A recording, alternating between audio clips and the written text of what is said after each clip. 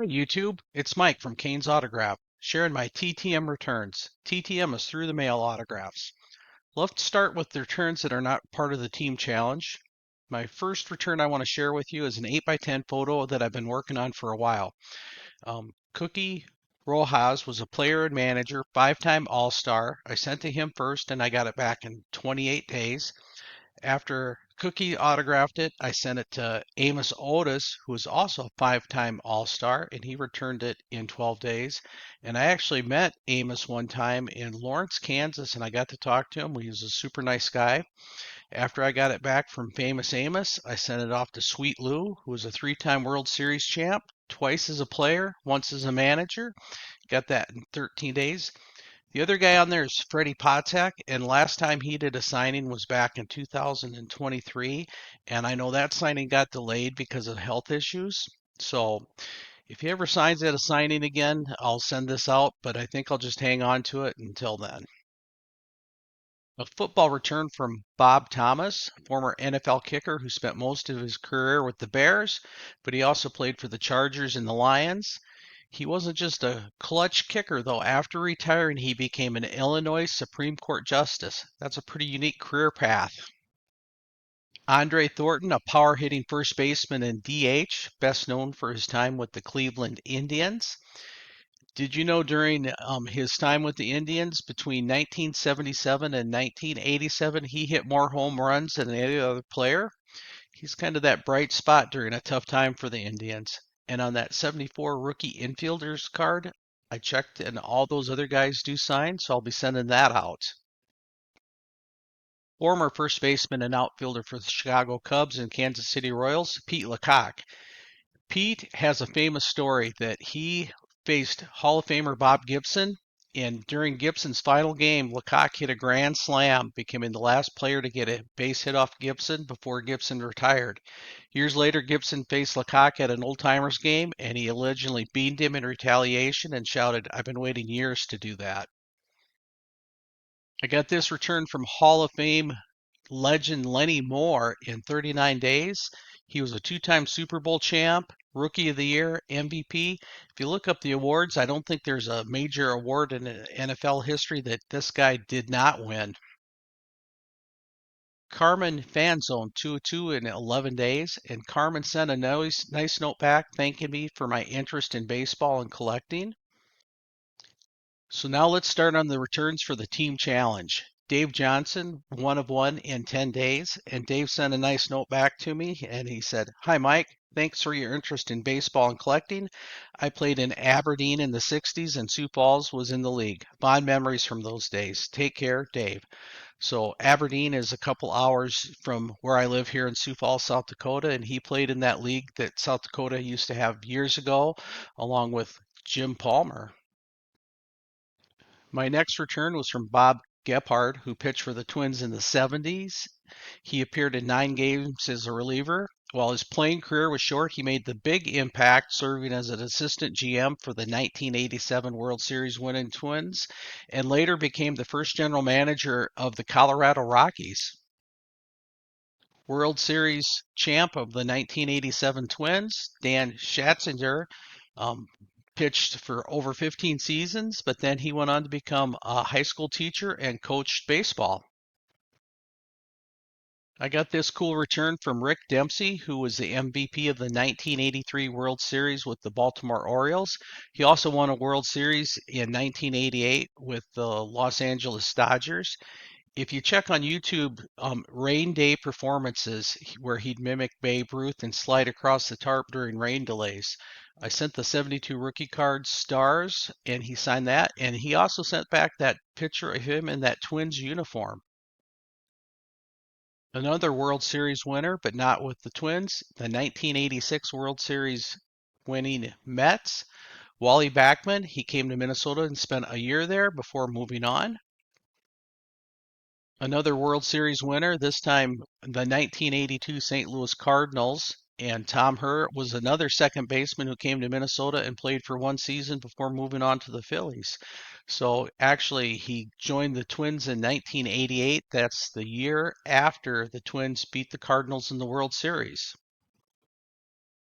Paul Thormsgaard had a short major league career with the Twins, but he did play in that famous 22-inning game against the Cleveland Indians in 1977, one of the longest games in major league history at that time. When I think of Bob Tewksbury, I don't think of him as a Minnesota Twin. I always think of him as a Cardinal, but he was known for his pinpoint control. He finished his career with a 1.5 walks per 9 innings. He later became a mental skills coach for major league teams, helping players with the psychological side of the game. Bob Randall was a mainstay with the Minnesota Twins in the late 70s and became a longtime college coach after his playing days. Scott Leius played a key role in the Minnesota Twins' 1991 World Series victory. He hit a clutch home run off Tom Glavine in Game 2. A 3-3 return from Mike Smithen in 9 days. Mike was standing tall at 6'8" and was one of the tallest pitchers of his era. He led the American Leagues in games started in 1984 while pitching for the Twins. Glenn Borgen signed 2 cards for me in 17 days. Glenn was a catcher for the Twins in the 70s. He's known for his solid defense. Fun fact, he caught Bert Byleven's first career shutout back in 1971.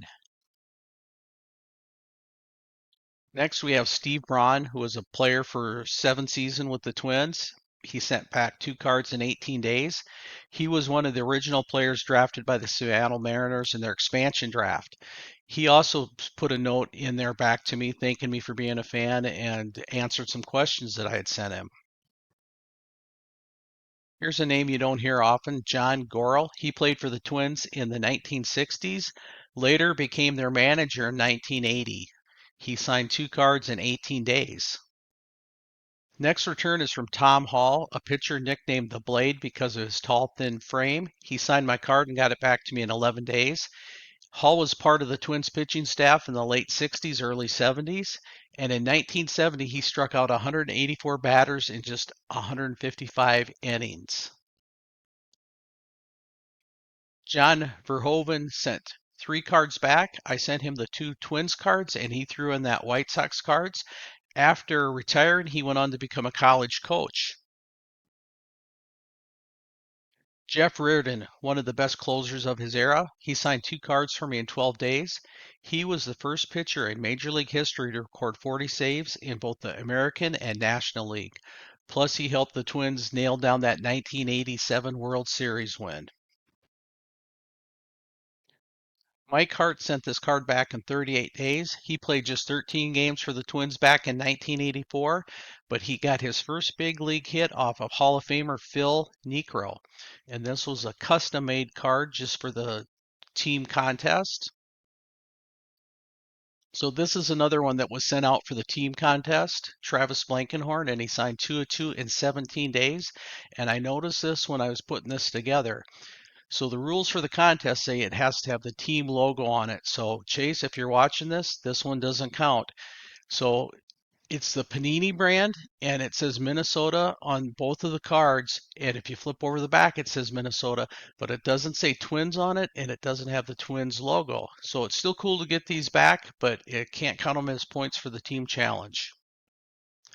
This next one from Dan Graham definitely will count for my team challenge. He played for the Twins in 1981, and he sent the card back in 13 days. He had a short career, but he made the most of it, hitting a home run in his very first start with the Twins. Scott Clerkenbeck was a pitcher who played parts of 4 seasons with the Orioles, the Twins, and the Reds, and he sent this back in a quick 10 days. And last but definitely not least, Jim Kaat, the legendary pitcher. He signed my card in 18 days. Kaat is a 16-time Gold Glove winner, one of the greatest fielding pitchers ever, and he finally made it to the Hall of Fame in 2022, long overdue. So kind of a cool story behind this one. So Jim actually signed through his manager, Mike McGuire, and it is a fee for it, but I sent the fee off, sent the card. I got a note back with this yesterday saying Jim noticed a crease in the card I had sent, so they replaced it with this card. I thought that was pretty cool of them. They could have just took the money and signed the card with the crease in it and sent it back. That's it for today's TTM returns. Some awesome names, fun stories. I love those Hall of Famers. Let me know in the comments who's your favorite. And if you're sending out TTMs, who's your fastest return lately? Don't forget to like, subscribe, and I'll see you on the next video.